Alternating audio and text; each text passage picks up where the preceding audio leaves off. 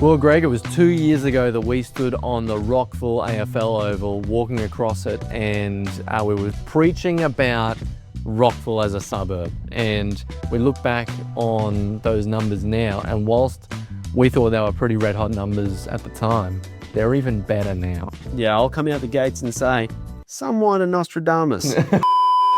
We have seen tremendous back-to-back growth for Rockville. I think at the time we were saying, look, if we're going to pick a suburb for significant growth, it's going to be Rockville, but we probably could not have foreseen the growth that it would receive.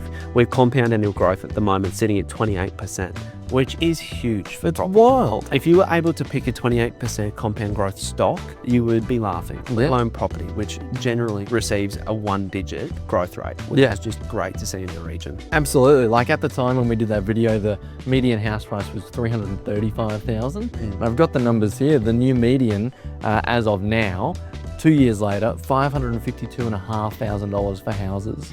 Like that's just crazy, that 28% growth rate that you were talking about. From a rent perspective, we've gone from $350 per week as the median up to $450 per week, which is a 13.5% compound annual growth rate, which is just wild. Absolutely incredible. Absolutely incredible. And what do you think has brought that significant growth to that area? Greg, we've always said that growth follows infrastructure spending. And we've seen that in that pocket of town with the new Toowoomba Hospital on the old Bailey Henderson site, and that will be continually developed over the next coming years, as well as all the ancillary services that go with a new hospital site. Oh, 100%. Rockville is still primed for big growth. There's a significant amount of half-acre blocks, 1,000 square metre blocks that you can do some really creative things in.